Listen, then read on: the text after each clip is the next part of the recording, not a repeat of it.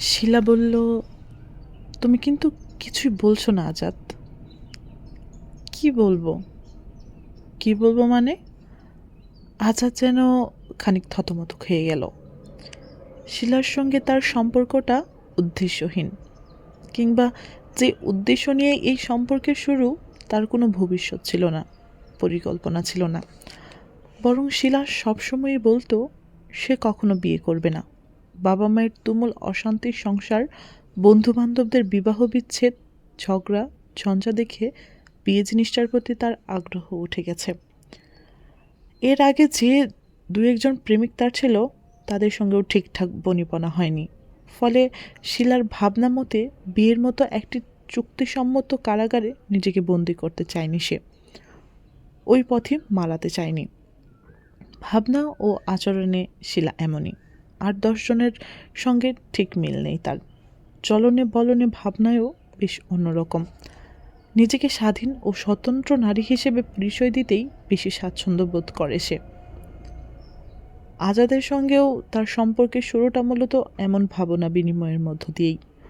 সেখানে নানাবিধ সামাজিক, ব্যক্তিগত ও মানসিক বোঝাপড়ার সংকটের শিকড় অনুসন্ধান করতে গিয়ে ঘন্টার পর ঘন্টা কথা বলেছে তারা।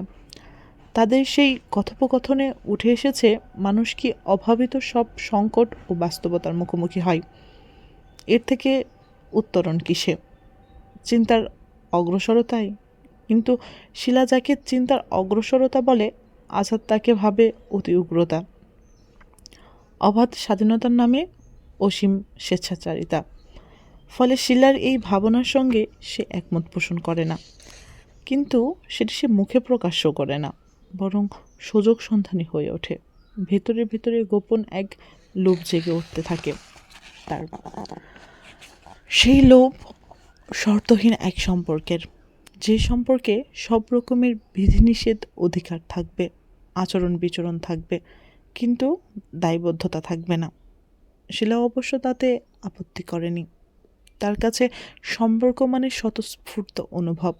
সেখানে কঠিন নিয়মনীতি শৃঙ্খল থাকবে না, কিংবা চুক্তি থাকবে না, বরং পরস্পরের প্রতি ভালোবাসার অনুভবই হবে এই সম্পর্কের একমাত্র দলিল, অলিখিত চুক্তি। যদি সেই ভালোবাসা পুরনো হয়ে যায়, বিবর্ণ হয়ে যায়, পরস্পরকে আর ধরে রাখতে না পারে, তাহলে তারা আলাদা হয়ে যাবে। তারপর আবার অপেক্ষা করবে অন্য কোনো অকৃত্রিম ভালোবাসার জন্য। দুজন মানুষ যখন পরস্পরকে ছুতে না পারে, সম্পর্কে স্বতঃস্ফূর্ততা না থাকে, তখনও তারা সেই সম্পর্কটিকে কেন বছরের পর বছর বয়ে বেড়ায়, শিলা তা জানে না। শিলার সঙ্গে আজাদের সম্পর্কটাও এমন এক ভাবনার উপর ভিত্তি করেই। আজাদ তখন মানসিকভাবে বিক্ষিপ্ত। সেখানে নানা ভাবনা, নানা সমীকরণ সারাক্ষণ তাকে তাড়িয়ে বেড়ায়, অদ্ভুত গোপন সব প্রবৃত্তিও। ফলে শিলা যেন তার কাছে হয়ে উঠেছিল দক্ষিণের খোলা জানালা। ওই জানালায় হু হু করে হাওয়া আসে, আলো আসে, স্বাধীনতার অসীম আকাশ দেখা যায়। আজাদ সেই আকাশে চোখ ভাসিয়ে বুক ভরে নিঃশ্বাস নেই। শিলা তাকে কখনোই কোনো কমিটমেন্টের কথা বলেনি, সম্পর্কের দায়বদ্ধতার কথাও মনে করিয়ে দেয়নি। ফলে এসব নিয়ে ভাবেওনি আজাদ। কিন্তু আজ এতদিন পর হঠাৎ কি জানতে চাইছি শিলা? প্রশ্নটা যেন নিজেকেই নিজে করলো সে। অবন্তী হওয়ার পর রেণুর সঙ্গে তার সম্পর্কটা অনেকটাই স্বাভাবিক হয়ে এলেও আগে সেই অকৃত্রিম অন্তরঙ্গ অনুভবটা যেন কোথাও কোথাও অনুপস্থিত। তার সব কিছুই যেন আবর্তিত হচ্ছে শুধু একজনকেই কেন্দ্র করে, সেই একজন অবন্তী। তাকে ঘিরেই তাদের দুজনের বিচরণ, পরস্পরের প্রতি পরস্পরের দায়বদ্ধতাও।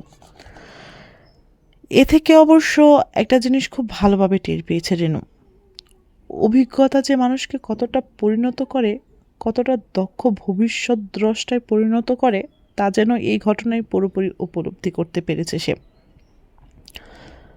রেহানা বেগমের যে কথাকে প্রবল আত্মবিশ্বাসের সঙ্গে নাকচ করে দিতে চেয়েছিল সে, সেই কথাটি যেন সত্যি হয়ে এলো তার জীবনে। অবন্তী যেন তার জীবনে এক আশ্চর্য ওষুধ হয়ে এলো। সেই ওষুধ তার অনেক ক্ষতের উপশম হিসেবে কাজ করতে লাগলো, আড়াল করে দিতে লাগলো কত ব্যথা, যন্ত্রণা, দুঃখ। কিন্তু তারপরও মাঝে মাঝে মন খারাপ হয় তার। পুরনো সেই আজাদকে খুব মনে পড়ে। গভীর রাতে বুক ভার হয়ে আসে তার। চোখে জল জমে, একাকী অন্ধকারে দীর্ঘশ্বাস ফেলে, কিন্তু ওই অবন্তী আবার সেসব আড়াল করে দেয়। আজাদ যে শিলাকে শুধু তার প্রয়োজনের প্রিয়জন করেছে তাও নয়, প্রতিশ্রুতিহীন এই সম্পর্ককেও কখনো কখনো শিলাকে তার বড্ড কাছের মানুষ মনে হয়, আপন মনে হয়। ফলে চাইলেও তাকে মুক্ত করে দিতে পারে না সে, তার কাছে পুরোপুরি দূরেও সরে আসতে পারে না। বরং যতবার দূরে সরে আসতে চেয়েছে ততবারই যেন অদ্ভুত এক শূন্যতা গ্রাস করেছে তাকে। অনুভূতির এই দ্বান্দ্বিক সমীকরণ অনেক চেষ্টা করেও ব্যাখ্যা করতে পারে না আজাদ। একটা মানুষ একই সঙ্গে কি করে দুজন মানুষকে কাছে চায়, ধরে রাখতে চায় একইভাবে, এই প্রশ্নের উত্তর আজাদ জানে না। শিলা বলল, আমাদের এই সম্পর্কের ভবিষ্যৎ কি? ভবিষ্যৎ? আজাদ পাল্টা প্রশ্ন করল। হ্যাঁ, ভবিষ্যৎ। সব সম্পর্কেরই একটা ভবিষ্যৎ থাকতে হয়। সেই সম্পর্কে কোনো ভবিষ্যৎ নেই, সেটি কোনো সম্পর্কই নয়। শিলা এই কথার পাল্টা জবাব আজাদের কাছে আছে, কিন্তু সে জানে কিছু কথা যতই জুৎসই হোক তা বলা যায় না। মানুষ সম্ভবত তার সবচেয়ে প্রিয় ও সবচেয়ে অপ্রিয় মানুষের কাছেই সংবেদনশীল সত্যগুলো লুকায়, কারণ তারা কেউই সেটি সহ্য করতে পারে না, শিলাও পারবে না। আজাদ তবুও মিনমিনে স্বরে বলল, কি ভবিষ্যতের কথা বলছো? আমি জানি না, কিন্তু আমার আজকাল খুব অস্থির লাগে। মনে হয় দিন শেষে আমি ঘরে ফিরেও তোমাকে দেখতে চাই। আমাদের তো রোজই দেখা হয়, গেটের দারোয়ানটার সঙ্গেও আমাদের রোজ দেখা হয়, কিন্তু তাকে আমার ঘরে ফিরেও দেখতে ইচ্ছে করে না। কিন্তু শিলা, আমি জানি তুমি কি বলবে, আজাদকে থামিয়ে দিয়ে শিলা বলে, কিন্তু মানুষের অনুভূতি ভাবনা কি কনস্ট্যান্ট কিছু, ফিক্সড কিছু? এগুলো বদলায় না? বদলায়। আমারও বদলাচ্ছে। আমারও আজকাল মা হতে ইচ্ছে করে। আজাদ অকস্মাৎ থমকে গেল। শিলা যে এমন কিছু বলবে সে কথা সে স্বপ্নেও ভাবিনি। শিলা বলল, আমি জানি এই আমাকে তোমার অদ্ভুত লাগছে, হয়তো উদ্ভট, কিন্তু জানো তো, জীবন কখনোই সরল রেখা নয়, একরৈখিকও নয়। জীবন বহুরৈখিক। সময় বয়স মানুষকে কত কিছু শেখায়, কত কত নতুন অনুভব উপলব্ধি দেয়। হয়তো সেই সময় আমাকে এভাবে ভাবাচ্ছে। বলে গম্ভীর হয়ে যায় আজাদ। শিলা তার কাছে ঘনিষ্ঠ হয়ে আসে, তারপর বলে, আমি সত্যি সত্যি মা হতে চাই আজাদ। তোমাকে আমার সঙ্গে থাকতে হবে না, ঘরে ফিরে তোমার মুখ দেখার ইচ্ছেও পূরণ করতে হবে না, কিন্তু আমার মা হবার ইচ্ছেটা তোমাকে পূরণ করতেই হবে। শিলা, বলে থমকায় আজাদ।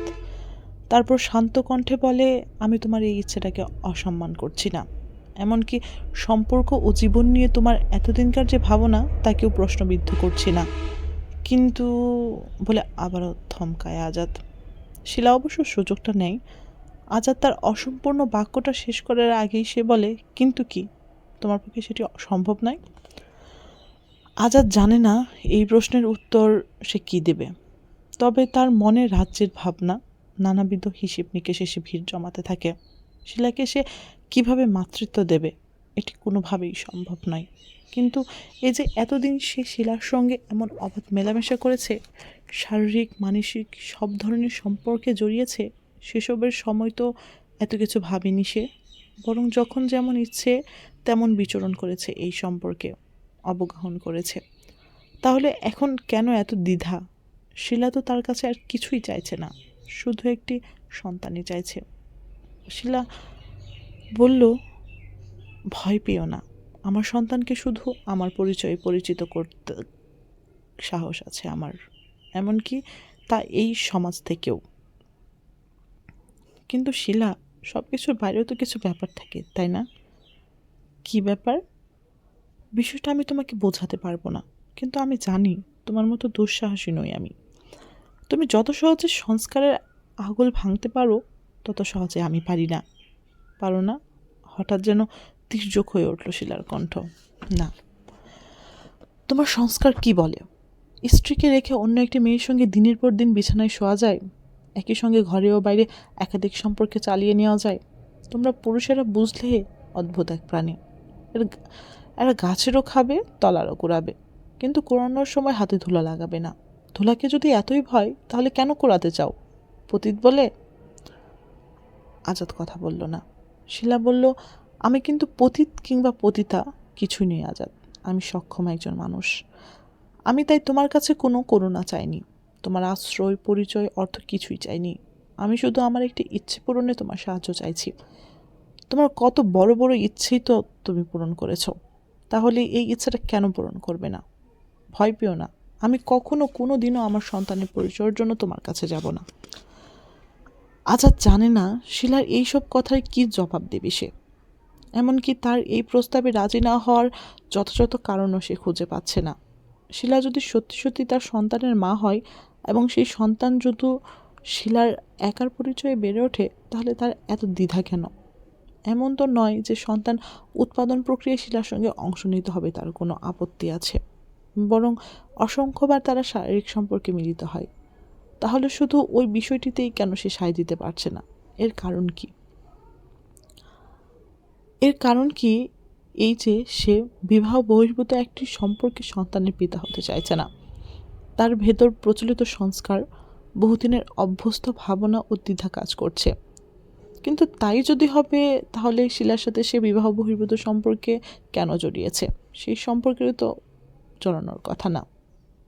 অথচ দিনের পর দিন অকপটে নিঃসংকোচ আনন্দে সে সেই সম্পর্কেই উদ্বুদ্ধ হয়েছে।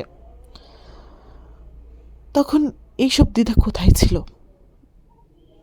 আজাদের সঙ্গে শিলার দূরত্বের সেই যেন শুরু।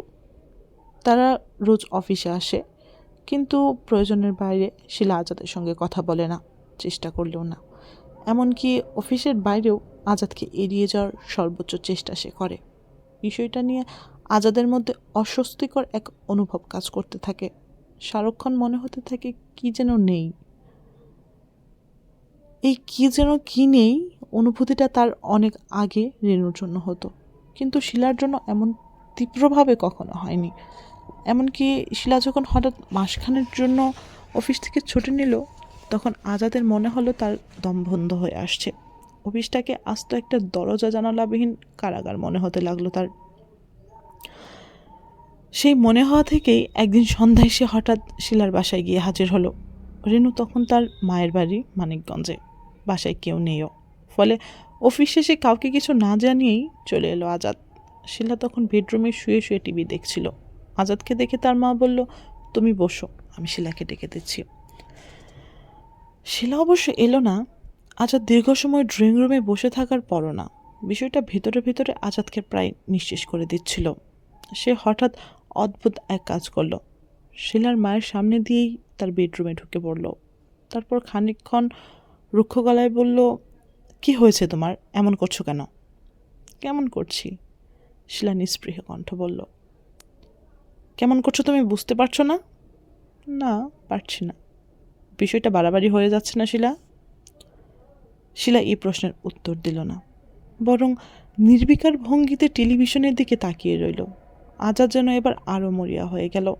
সে দুপায়ে এগিয়ে টেলিভিশন ও শিলার মাঝখানে প্রতিবন্ধকতা সৃষ্টি করলো। তারপর বলল, তুমি কিন্তু শুধু শুধু বাড়াবাড়ি করছো শিলা। এবার উঠে বসলো শিলা।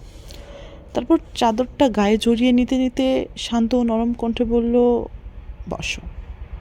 শিলার হঠাৎ এমন পরিবর্তনে আজাদ খানিক অবাক হলেও কিছু বলল না। সে বসল। শিলা বলল, আমি শুধু শুধু কখনোই কিছু করি না, কখনোই না। আমি কাউকে ভালোবাসলেও তাকে ভালো লাগে বলেই ভালোবাসি, অকারণে বা অন্য কোনো কারণে না। আমার বোঝাপড়া স্পষ্ট। আমি আমার নিজের কাছে পরিষ্কার যেমন থাকতে চাই, তেমনই নিজেকে গুরুত্বও দিতে চাই। জীবন নিয়ে আমার কিছু নিজস্ব ফিলোসফি আছে। আমি চেষ্টা করি সেই ফিলোসফিগুলোও যতটুকু মেনে চলা যায়। এখন কি ফিলোসফি মেনে চলছো? এখন এই ফিলোসফি মেনে চলছি যে তোমার সঙ্গে আমার সম্পর্ক শেষ। এই জন্য তোমার কাছ থেকে দূরে থাকতে চাইছি। আমি অফিস থেকে 1 মাস ছুটি নিয়েছি চাকরি খুঁজবো বলে। গত কয়েকদিন ধরে আমি চাকরি খুঁজছি। কি বলছো তুমি? আতকে ওঠা কণ্ঠে বলল আজাদ। বিষয়টা যেন এতটা গুরুতর হয়ে যাবে তা ভাবতে পারিনি। শিলা বলল, আমি যা বলছি তাই সত্যি। তোমাকে আমার আর সহ্য করতে হচ্ছে না। যে মানুষ আমার জীবনের শ্রেষ্ঠতম অনুভূতিটাকে সম্মান করতে জানে না, সে মানুষকে ভালোবাসার কোনো কারণ থাকতে পারে না। তোমার কি মনে হয় ঢাকা শহরে স্পামওয়ালা পুরুষ মানুষের অভাব? মানে ঢাকা শহরে আমার সঙ্গে শোয়ার মতো তুমি ছাড়া আর কোনো পুরুষ নেই? যার সঙ্গে শুয়ে আমি মা হতে পারি, নাকি এই শহরে তুমি একমাত্র পুরুষ যার বাবা হওয়ার ক্ষমতা আছে? তা কেন হবে? তাহলে আমি কেন তোমার কাছ থেকে মা হতে চাইছি? এই প্রশ্নটি কখনো নিজেকে করেছ? আজাদ বলল, না। শিলা বলল, কারণ আমি তোমাকে ভালোবাসি। মানুষ যাকে ভালোবাসে তার স্মৃতিচূর্ণ সে সারা জীবন বয়ে বেড়াতে চায়, এমনকি তার দুঃখের স্মৃতি হলেও। আমিও চেয়েছি। আমার এই সব নিয়মকানুন ভালো লাগে না, আমি আমার নিয়মে চলি। কিন্তু তার মানে এই নয় যে আমার নিয়ম মেনে আর সবাইকেও চলতে হবে। আমার নিয়ম তোমার ভালো লাগেনি, কিংবা তোমার সন্তানের মা হওয়ার মতো অতটা যোগ্য আমাকে মনে হয়নি, ব্যাস।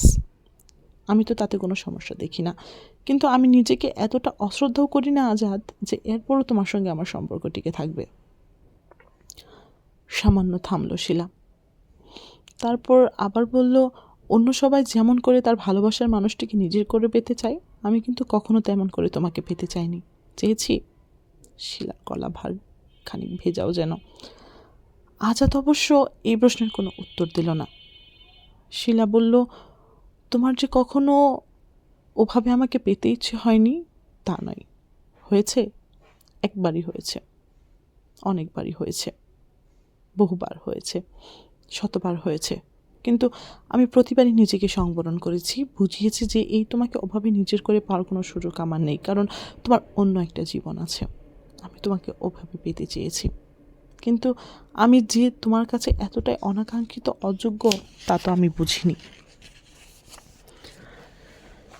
শিলা থামলেও আজাদ কোনো কথা বলল না। তার হঠাৎ শূন্য মনে হচ্ছে নিজেকে। যে কথাগুলো শিলা এতক্ষণ বলল তা যে খুব অকিঞ্চিতকর কিছু নয়, তা যেন এই এতদিনে এসে এখনই কেবল বুঝতে পারল সে। এতটা গভীর, এতটা তীব্র সেই ভালোবাসা যে তার স্মৃতিচিহ্ন এভাবে জীবনভর বয়ে বেড়াতে চায় সে। বিষয়টা আজাদের কাছে মোটেই স্বাভাবিক নয়, বরং চূড়ান্ত রকম অগ্রহণযোগ্য, আপত্তিকর। কিন্তু তারপরও শিলাকে সে যতটুকু চেনে, তার ভাবনা যতটুকু জানে, তাতে আজাদ নিশ্চিত যে শিলা তাকে নিজের সঙ্গে আজীবন একান্তভাবে বয়ে বেড়াতে চায় বলেই এই দুঃসাহসী সিদ্ধান্তটি নিয়েছে। হয়তো সে বহুদিন ধরে আজাদকে পুরোপুরি নিজের করে পেতে চাইছে, কিন্তু আজাদের বিবাহিত জীবন, স্ত্রী কিংবা সন্তানের কথা ভেবেই কথাটি মুখ ফুটে বলার সাহস হয়নি তার, কিংবা ইচ্ছে করেই ওই সীমা লঙ্ঘন করতে চায়নি সে, বরং নিজের দুর্দমনীয় ইচ্ছের এই কবাটটি দিনের পর দিন সপাটে বন্ধ করে রেখেছে। কিন্তু এখন এই প্রবল যন্ত্রণাকাতর অনুভূতিটিকে নিয়ন্ত্রণ করতে না পারে শেষ অবধি মরিয়া হয়ে এই সিদ্ধান্তটি নিয়েছে সে। কিন্তু আজাদ তো শিলার মতো দুঃসাহসী নয়।